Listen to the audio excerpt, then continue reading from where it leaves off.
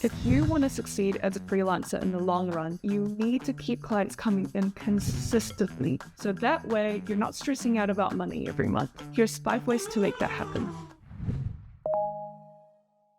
Agencies usually have a steady stream of projects because they already have a sales strategy that works, which means that when you secure consistent work with an agency, you can just focus on what you do best instead of having to chase sales. So if you're feeling the pinch right now, you should follow these steps ASAP because this is the quickest and easiest way to secure consistent work. Step 1, reach out using email automation. When you do cold outreach, only 1 in 100 companies will reply. So the secret here is volume. You can use tools like Instantly or Apollo. On these automation tools, you can filter by role and industry, write your email and include your portfolio, and also write a simple follow-up email, and then schedule the emails to send automatically. If you're a pleasure to work with and you give these agencies a competitive rate, then they'll definitely come back to you. And once they give you heaps of work, you can negotiate a monthly retainer with them. So that way, you get the consistency and they get to keep their expenses low. Everybody wins.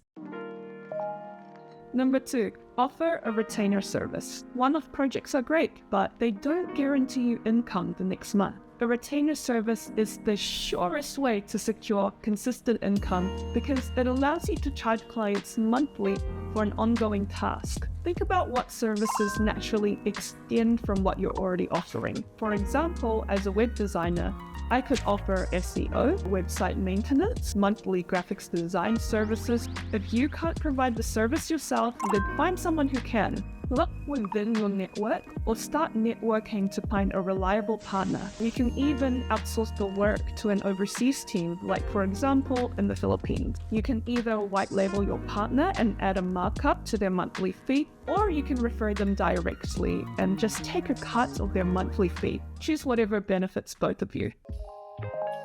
Number 3, sell subscriptions. Right now, you're trading time for money, but imagine if you could just sit back and earn without the constant effort. Subscriptions can make that happen. Initially, they might seem like small potatoes, but over time, they can add up to a substantial income. The key is to offer something that clients will depend on and will pay a small amount for. Here's 2 ideas. Idea number 1, resell existing software.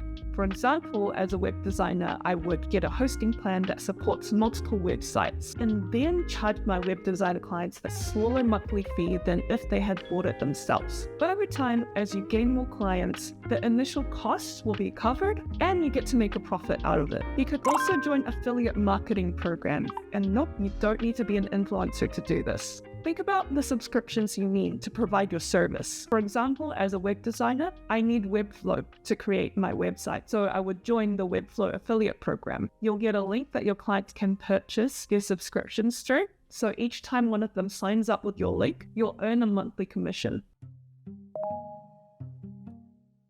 Grow your network. I'm really passionate about this one. The reason why freelancers panic every month is because we're focused on the tasks that are urgent and important, like getting sales, chasing clients, completing project to project. And don't get me wrong, you need to do these tasks. But here's the thing. It's the non-urgent but important tasks like networking and community building online that will guarantee you stability in the future. As someone who's been freelancing for 4 years, it's something that I wish I'd prioritized.